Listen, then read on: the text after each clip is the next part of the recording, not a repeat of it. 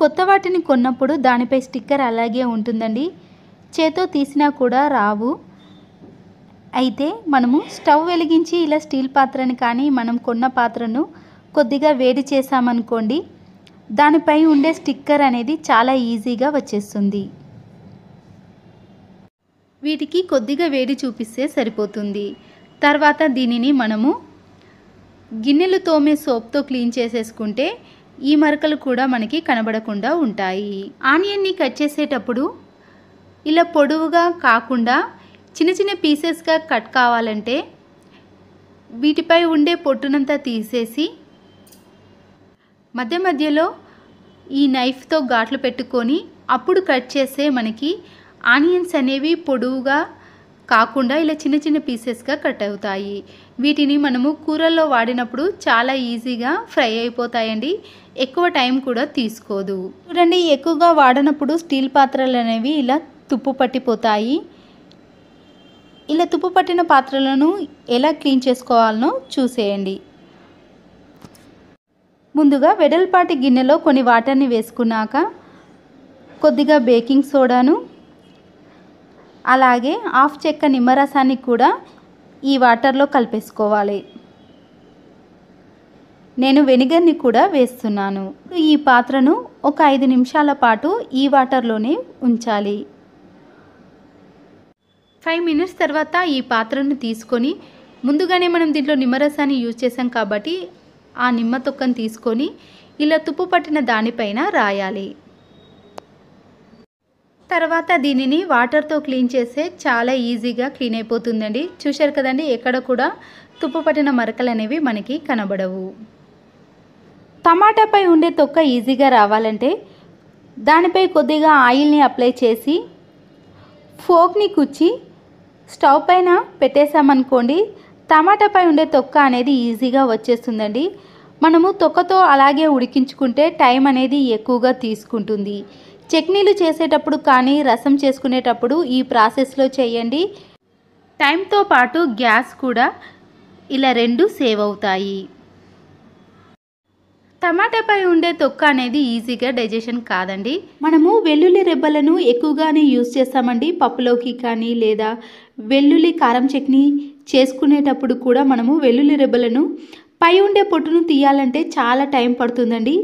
ఇలాంటి ఒక గ్రేటర్ని తీసుకొని పొట్టుతో సహా ఈ విధంగా మనం చేస్తే పొట్టు అనేది ఈజీగా పైకి వచ్చేస్తుంది. ఎన్ని వెల్లుల్లి రెబ్బలైనా సరేనండి, చాలా ఈజీగా తీసేయచ్చు. చాలామంది అయితే దీనికోసం పొట్టు తీసి రోట్లో వేసి దంచడము, మళ్ళీ రోళ్ళను కడగడము, ఇలాంటి పనుల కంటే నాకు ఇది చాలా ఈజీ అనిపించింది. పని కూడా చాలా తక్కువగా అయిపోతుంది. చూశారు కదండి, ఇలా వెల్లుల్లి రెబ్బలను ఎన్నంటే అన్ని ఈ గ్రేటర్తో తీసేసి పొట్టు అనేది అమాంతం వచ్చేస్తుంది. ఇప్పుడు మరొక టిప్, ఇట్లాంటి ట్యాబ్లెట్ షీట్స్ ఉంటాయి కదండి, అయిపోయినవి కానీ ఇలా సగం వరకు అయిపోయినవి అయితే ఇలా కట్ చేసుకొని, కత్తెర అనేది మనకి ఒక్కొక్కసారి షార్ప్నెస్ అనేది తగ్గిపోతుంది. అలా షార్ప్నెస్ తగ్గిపోయినప్పుడు ఇలాంటి ట్యాబ్లెట్ షీట్స్ని తీసుకొని మనము ఎన్నిసార్లు అయితే ట్యాబ్లెట్ షీట్స్ని కత్తిరిస్తామో ఇలా చిన్న చిన్న పీసెస్గా చేసేంత వరకు చేసే మన కత్తెర అనేది షార్ప్నెస్ అనేది ఎక్కువగా వస్తుంది. పదును రావాలంటే ఇలాంటి ట్యాబ్లెట్ షీట్స్ని ఎక్కువగానే కత్తిరించాలి. తిరిగి మళ్ళీ ఎప్పటి మాదిరిగానే పదునుగా తయారవుతుంది. మరొక టిప్ని చూసేయండి. ఒక్కొక్కసారి మనము గాజు సీసాలను క్లీన్ చేసాం, ఇవి ఆరిపోవడానికి వీటిని ఇలా బోర్లించేసాం, కానీ ఆరిపోవడానికి చాలా టైం తీసుకుంటుంది. ఒక్కొక్కసారి ఇవి చేయి తలిగి కానీ లేదా పిల్లలు తగిలినప్పుడు కానీ కింద పగిలిపోతాయి. అంత టైం వేస్ట్ చేయకుండా ఇలా ఒకటి టిష్యూ పేపర్ని తీసుకొని బయట కానీ లోపల కానీ క్లీన్ చేసామనుకోండి, చాలా ఈజీగా క్లీన్ అయిపోతుంది.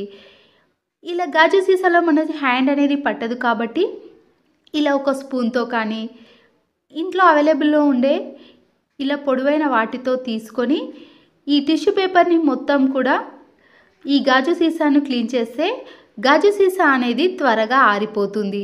అప్పుడు మనం దీంట్లో వెంటనే ఏదైనా వేసి మూతను పెట్టుకొని పగిలిన చోటు ప్రదేశంలో దీనిని మనము పెట్టుకోవచ్చు. ఆనియన్స్ కట్ చేసేటప్పుడు మనము నైఫ్ని కానీ కత్తిపీటని కానీ యూజ్ చేస్తాం. అలా కట్ చేస్తే ఈ ఆనియన్స్ అనేవి చాలా లావుగా వస్తాయండి. ఎప్పుడైనా మనకి ఎగ్ బిర్యానీలోకి కానీ కారంగా తినే వాటికి సైడ్కి ఆనియన్స్ని కూడా కట్ చేసుకుంటాం. అప్పుడు మనకి కొద్దిగా సన్నగా కావాలనుకుంటాం. అప్పుడు ఆలు స్లైసర్తో ఇలా సన్నగా ఆనియన్స్ని కట్ చేసుకోవచ్చు. ఎంత సన్నగా అంటే అంత సన్నగా కూడా కట్ చేసుకోవచ్చండి. అంతేకాదండి, మనము ఆనియన్స్ని వేగించేటప్పుడు కూడా చాలా త్వరగా కూడా వేగిపోతాయి. మరొక టిప్, అందరి ఇంటిలో ఇలాంటి ఖాళీ బాటిల్స్ అనేవి చాలా ఉంటాయి. కానీ మనకి అవసరం లేదని పడేస్తూ ఉంటాం. అలా పడేయకుండా నైఫ్ని తీసుకొని దానికి కొద్దిగా మంటను చూపించిన తర్వాత ఇలా నైఫ్తో మనము బాటిల్ని కట్ చేసుకోవాలి. ఇలా వీడియోలో చూపించిన మాదిరిగా కట్ చేసుకున్నాక మనము చపాతీలు చేసే కర్ర ఉంటుంది కదండి, దాంట్లో దీనిని పెట్టేసి కట్ చేసిన పై భాగాన్ని కూడా దీనిపై పెట్టేసుకొని తొడిగిస్తే మనకి చపాతీ కర్ర అనేది శుభ్రంగా ఉంటుంది. చాలా ఈజీగా కూడా మనకి ఎక్కడ ఉందో కూడా తెలిసిపోతుంది. మరొక టిప్, గాజులు అనేవి ఇలా ఫ్యాన్సీగా ఉండాలని తెచ్చుకుంటాం. కానీ వాటికి ఉండే మెరుపంతా కూడా మన హ్యాండ్స్కి అంటుకుంటుంది. ఎటైనా బయటకు వెళ్ళినప్పుడు వీటిని వేసుకుంటే మన హ్యాండ్స్ అంతా కూడా చెమ్కీతోటే నిండిపోతుంది. చూసుకోవడానికి కూడా మనకి ఒక్కొక్కసారి ఇబ్బంది అనిపిస్తుంది. అలా కాకుండా ఉండాలంటే ఇలా మెరుపుగా ఉన్న గాజులను తీసుకున్న తర్వాత స్టవ్ ఆన్ చేసి ఒక గిన్నెను పెట్టుకొని దాంట్లో కొన్ని వాటర్ని వేసుకోవాలండి. ఇలా వాటర్ ఉన్న గిన్నెను స్టవ్ పై పెట్టేసుకున్నాక మన ఇంట్లో ఉండే జల్లి గిన్నె ఉంటుంది కదండి, వడపోసే జల్లి గిన్నెను తీసుకోవాలి. ఆ జల్లి గిన్నెను ఈ వాటర్ పైన పెట్టుకోవాలి. ఒకవేళ మీ ఇంట్లో జల్లి గిన్నె అవైలబుల్లో లేకపోతే ఇడ్లీ గిన్నె అయినా సరేనండి. ఇడ్లీ గిన్నెలో కూడా ఈ ప్రాసెస్లోనే చేసుకోవచ్చు. చూడండి, ఇలా మెరుపుగా ఉన్న గాజులను ఈ జల్లి పైన పెట్టేసుకొని ఆవిరి పైననే ఒక 5 నిమిషాల పాటు ఉంచాలండి. అలా ఉంచితేనే మెరుపు అనేది మనకి అంటకుండా ఈ గాజులకే అలాగే ఉంటుంది. గాజులు కూడా స్టాండర్డ్గా ఉంటాయండి. పగిలిపోవడానికి కూడా చాలా టైం అనేది పడుతుంది. ఇప్పుడు ఇలా మూతను పెట్టేసుకొని ఆవిరి మీద ఒక 5 నిమిషాల పాటు ఉంచేస్తే సరిపోతుంది. ఆ తర్వాత మనము ఈ బ్యాంగిల్స్ని తీసుకొని హ్యాండ్స్కి వేసుకున్నాం అనుకోండి, మెరుపు అనేది అస్సలకే అంటకుండా ఉంటుంది. మరొక టిప్ని కూడా చూసేయండి. రోజు మనము పాలను వేడి చేస్తూ ఉంటాం. ఒక్కొక్కసారి మర్చిపోయామనుకోండి, పాలన్నీ కూడా స్టవ్ పైన పొంగిపోతాయి. అలా కాకుండా ఉండాలంటే పాలు వేడి చేస్తున్నప్పుడే మనము ఇలా దీనిపై ఒక కర్రను కానీ పెట్టేసుకోవాలి. ఇలా పెట్టడం వలన పాలు అనేవి అస్సలకే పొంగవు. ఒకవేళ దీనికి బదులుగా మీరు నెయ్యిని కానీ నూనెను కానీ పాలగిన్నె అంచులకు అప్లై చేసుకోవాలి. మరొక టిప్ని కూడా చూపిస్తున్నాను. ఇంట్లో అద్దాలు ఉంటాయి కదండి, అద్దాలను ఎప్పుడు కూడా తడి క్లాత్తో కానీ క్లీన్ చేయొద్దండి. ఎందుకంటే అద్దాలు అనేటివి అలా క్లీన్ చేసే మబ్బుగా కనబడతాయి. అప్పుడు ఇలాంటి ఒక న్యూస్ పేపర్ని తీసుకొని దానిని వాటర్లో కొద్దిగా తడిపిన తర్వాత ఈ న్యూస్ పేపర్తో ఈ అద్దాన్ని క్లీన్ చేసుకోవాలండి. ఎంత జిడ్డు ఉన్నా కూడా అద్దం అనేది చాలా ఈజీగా క్లీన్ అయిపోతుందండి. అద్దం కూడా మనం చూసుకునేటప్పుడు మబ్బుగా కనబడదు, చాలా క్లియర్గా కనబడుతుంది. చక్కెరని మనము ఒక డబ్బాలో స్టోర్ చేసుకుంటాం.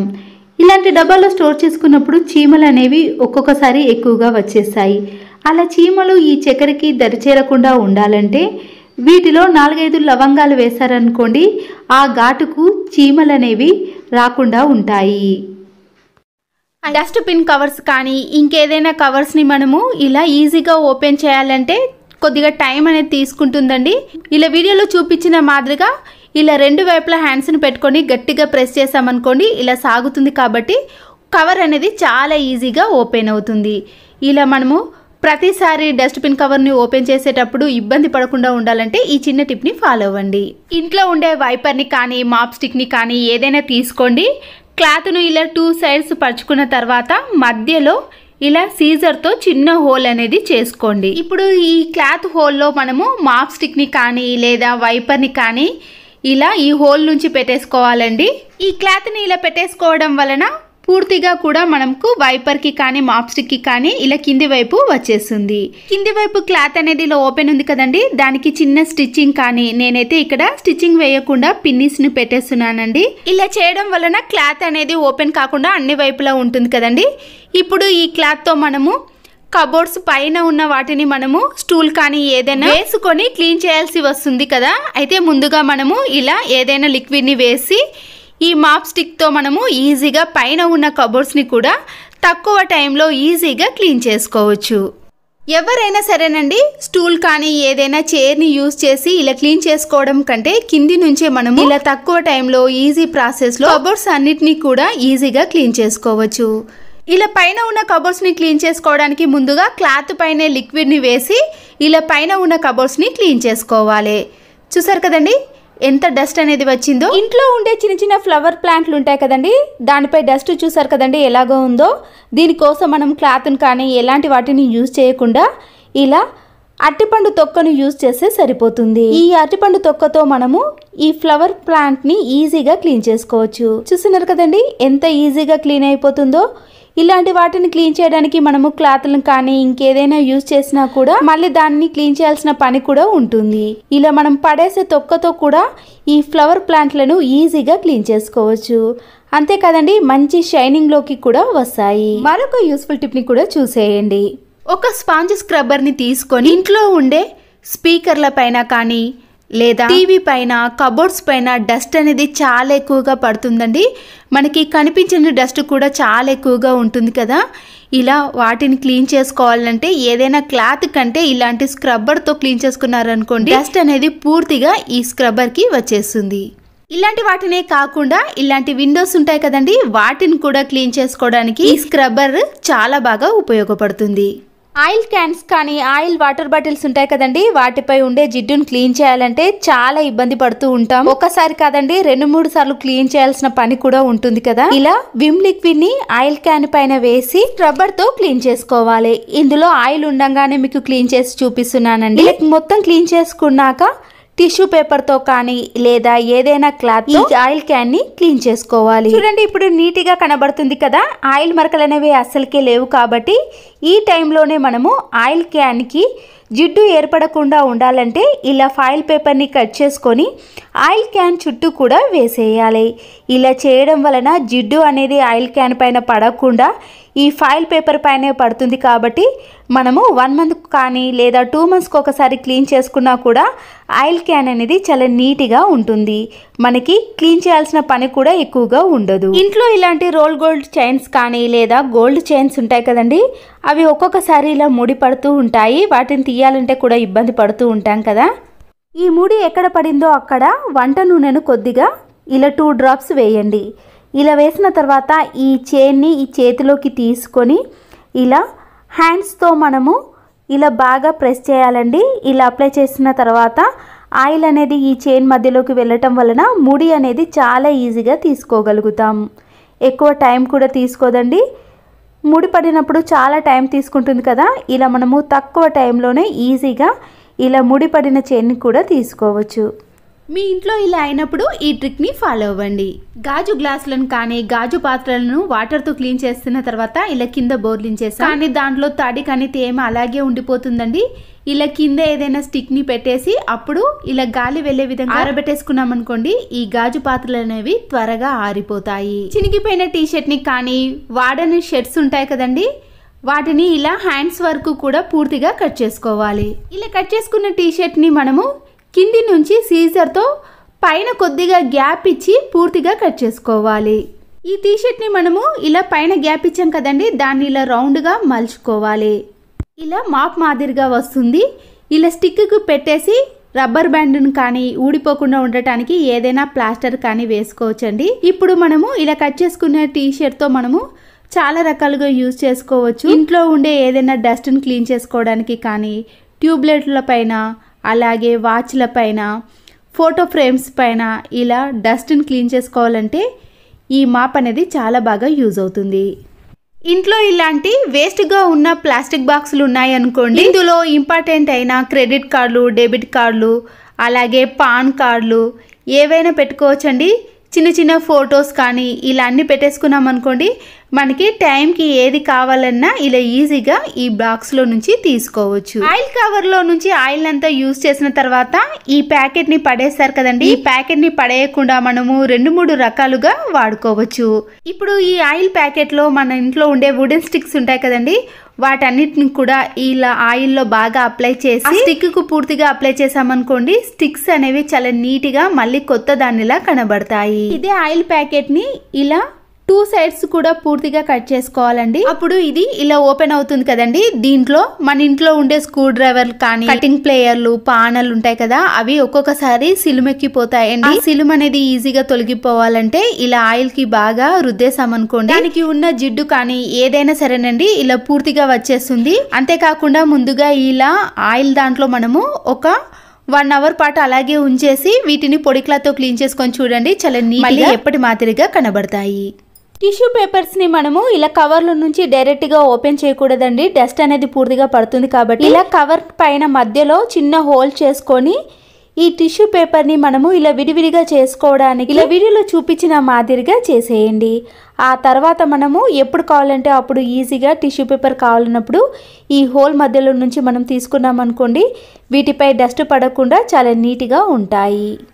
రైస్లో పురుగు పట్టకుండా చాలా రోజుల పాటు ఫ్రెష్గా ఉండాలంటే ఒక న్యూస్ పేపర్ కానీ టిష్యూ పేపర్ని తీసుకొని దీంట్లో ఒక 10-15 వరకు మిరియాలను వేసుకోండి.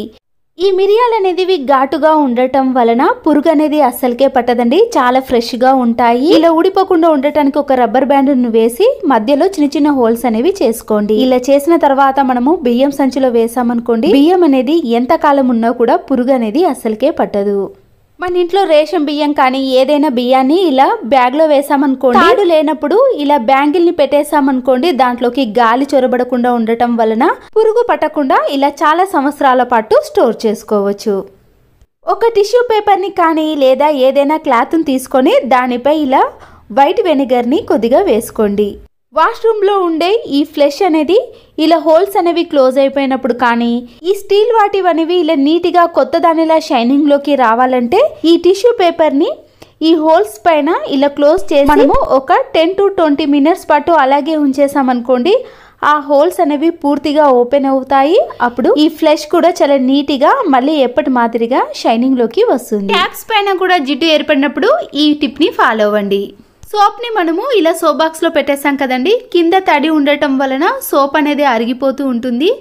తడి కూడా చాలాసేపు వరకు అలాగే ఉంటుందండి. ఇలా తడి ఎక్కువగా ఉండకుండా సోప్ అరిగిపోకుండా ఉండాలంటే వాటర్ బాటిల్ క్యాప్స్ ఉంటాయి కదండి, ఇలా సోప్ కింది భాగాన ఇలా 2 క్యాప్లను కూడా అటు చివర ఇటు చివర పెట్టేసేయాలి. ఇలా చివరన పెట్టేసిన తర్వాత మనము ఈ సోప్ని సోప్ బాక్స్లో పెట్టేసామనుకోండి, సోప్కి తడి అనేది ఉండదు కాబట్టి ఇలా త్వరగా అరగకుండా ఉంటుంది. ఇలా ఎక్కువ రోజులు మనము సోప్ని యూస్ చేసుకోవచ్చు. సోప్ బాక్స్ కూడా చాలా నీట్గా ఉంటుంది. వేస్ట్గా ఉన్న బిర్యానీ బాక్స్ మూతలు కానీ లేకపోతే వేరే బాక్స్లో మూతలు ఉంటాయి కదండి, వాటి బాక్స్లు అనేవి పగిలిపోయినప్పుడు వాటిని యూజ్ చేయనప్పుడు ఇలా ఏవైనా స్టీల్ బాక్స్కి మూతలు లేనప్పుడు కానీ చిన్న చిన్న బాక్సుల యొక్క మూతలు లేనప్పుడు ఇలా మనం వేస్ట్గా ఉన్న క్యాప్లను కూడా యూజ్ చేసుకోవచ్చు. చాలా ఫిట్గా ఉంటాయండి. మనం ఇందులో ఏది వేసినా కూడా కింద పడిపోకుండా ఉంటాయి. నేను ఇక్కడ ఏ కలర్ అయినా సరేనండి ఉలన్ దారాన్ని తీసుకొని వీడియోలో చూపించిన మాదిరిగా ఇక్కడ ఇలా 2 వరుసలు తీసుకొని పైన కదలకుండా ఉండటానికి ప్లాస్టర్ని వేసుకోవాలి. ఈ ఉలన్ దారాన్ని ఇలా చేతికి ఒక 20 కానీ 30 టైమ్స్ అనేది రౌండ్గా చుట్టేసుకోవాలి. సీజర్ని తీసుకొని ఈ ఉలన్ దారాన్ని పై భాగాన అలాగే కింది భాగాన 2 విధాలుగా సమానంగా కట్ చేసుకోవాలి. కట్ చేసుకున్న ఉలన్ దారాల నుంచి 2 దారాలను తీసుకొని ఇలా వీడియోలో చూపించిన మాదిరిగా ఇలా రౌండ్గా మలుచుకున్నాక కొన భాగాన్ని ఇలా ప్లాస్టర్ వేసిన కింది భాగం నుంచి ఒక ఉలన్ దారాన్ని పై భాగంలో మరొక ఉలన్ దారాన్ని తీసుకొని ఈ మధ్యలో నుంచి ఈ కొన భాగాన్ని తీసేయాలి. ఇలా చేయడం వలన ముడి అనేది ఈజీగా పడుతుందండి. మీకు ఇంకొకటిని క్లియర్గా చూపిస్తాను చూడండి. చూసారు కదండి, ఇలా ఉలన్ దారాన్ని ఇలా కింది భాగం నుంచి మరొక ఉలన్ దారాన్ని ఇలా పై భాగం నుంచి తీసి మధ్యలో నుంచి వాటి కొనలను తీసుకోవాలి. ఇలా చేయడం వలన ముడి అనేది ఈజీగా పడుతుంది. ఈ ముడులు అనేవి చాలా గట్టిగా వేయాలండి, లూజ్గా అవుతే విడిపోతాయి. తర్వాత వీటిని ఇలా మనము పైనుంచి కింది వరకు కూడా ఇదే మాదిరిగా చేయాలి. చూసారు కదండి, ఇలా అన్ని ఉలెన్ దారాన్ని వేసిన తర్వాత ప్లాస్టర్ని తీసేసి ఇలా దువ్వెనతో అన్నిటినీ కూడా ఇలా సమానంగా చేయాలి. ఇలా చేసిన తర్వాత సీజర్ని తీసుకొని మీకు నచ్చిన విధంగా లవ్ షేప్లో కానీ లేదా ఆకు షేప్లో కానీ కట్ చేసుకోవాలి. అంతేనండి, ఇలా అందంగా కనబడుతుంది కదా, చాలా నీట్గా కూడా వచ్చింది. మనం దీనిని కీ చైన్కి కానీ లేదా హ్యాండ్ బ్యాగ్కి మనకి నచ్చిన విధంగా ఎన్నో విధాలుగా దీనిని యూజ్ చేసుకోవచ్చు. ఇలాంటి హ్యాండ్ బ్యాగ్స్కి అదే కలర్ మ్యాచింగ్ వేసామనుకోండి ఇంకా అందంగా కనబడుతుంది. కంఫర్ట్ అయిపోయింది అనగానే మనము క్యాప్ని బాటిల్ని పడేసాం కదండి, ఈ క్యాప్ని కూడా మనము ఎలా యూజ్ చేసుకోవాలంటే గ్లూ గమ్తో అయితే పర్మనెంట్గా అతికించుకోవచ్చండి. ఇలా నేను ఇక్కడ డబుల్ గమ్ టేప్ని తీసుకొని ఈ క్యాప్ పైన వేయాలి. దీన్ని మనము కిచెన్లో ఎక్కడ వీలైతే అక్కడ అతికించేసామనుకోండి, ప్రెషర్ కుక్కర్ యొక్క రబ్బర్లు ఉంటాయి కదండి, వాటిని కానీ మిక్సీ జార్ల యొక్క రబ్బర్లను ఇలా ఎన్నో విధాలుగా దీనికి వేసుకోవచ్చు. ఐస్ క్రీమ్ డబ్బాలు కానీ ప్లాస్టిక్ డబ్బాలు, బిర్యానీ బాక్సులు ఉంటాయి కదండి, వేస్ట్గా ఉన్న మూతలు ఉంటాయి కదండి, ఇలా సీజర్తో చివర్లో మాత్రమే ఇలా రౌండ్గా కట్ చేసుకోవాలి. కట్ చేసుకున్నాక ఇలా ఉంటుందండి.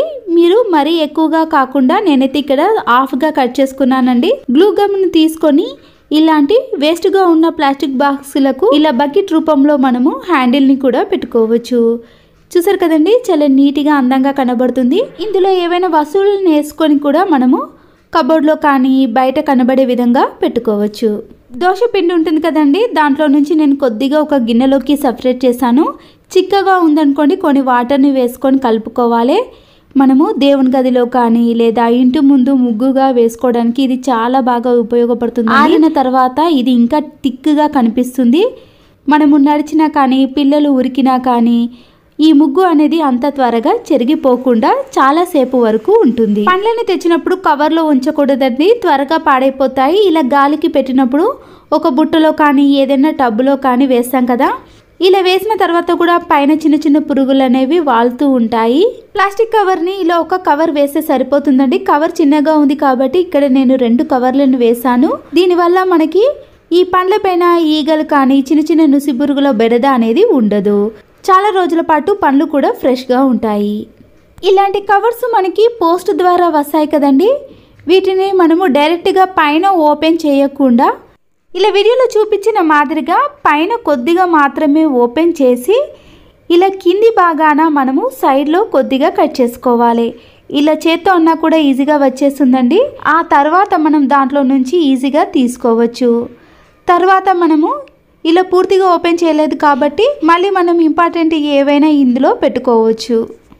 సోప్ని తీసుకొని ఇలా వేస్ట్గా ఉన్న క్లాత్లో సైజుని చూసుకొని సోప్ సైజుని చూసుకొని ఇలా మలుచుకోవాలి. ఎక్స్ట్రాగా ఉన్న క్లాత్ని కట్ చేసుకున్నాక ఇలా వీడియోలో చూపించిన మాదిరిగా సోప్ని మధ్యలో పెట్టుకొని మనము ఇలా మిగతా భాగాన్ని స్టిచ్చింగ్ వేసుకోవాలి. స్టిచ్చింగ్ వేసుకున్నాక రివర్స్లో తీసి ఇందులో సోప్ని పెట్టుకున్నాం అనుకోండి, మనము బయటకి ఎక్కడికైనా టూర్స్కి వెళ్ళినప్పుడు కానీ క్యాంపుకు పిక్నిక్కి వెళ్ళినప్పుడు ఇలా ఫేస్ వాష్కి కానీ హ్యాండ్ వాష్కి ఈ సోప్ని ఇందులో పెట్టేసామనుకోండి, తడి అనేది పూర్తిగా పీల్చేస్తుంది కాబట్టి మనము హ్యాండ్ బ్యాగ్లో కానీ ఎక్కడైనా పెట్టుకోవచ్చు. శారీస్ కానీ ఏవైనా డ్రెస్లు తీసుకున్నప్పుడు ఇలాంటి కవర్లు వస్తాయండి. ఇలాంటి జిప్ కవర్లను మనము ఏవైనా ఇంపార్టెంట్గా ఉన్న రేషన్ కార్డు, ఆధార్ కార్డు, పిల్లల ఫీజు కార్డు, బ్యాంక్కి ఏవైనా సరేనండి ఇందులో పెట్టుకున్నాం అనుకోండి, ఓపెన్ కాకుండా ఉంటాయి కాబట్టి మనకి బయటకి ఈజీగా కనబడతాయి. ఎప్పుడు కావాలంటే అప్పుడు ఈజీగా తీసుకోవచ్చు.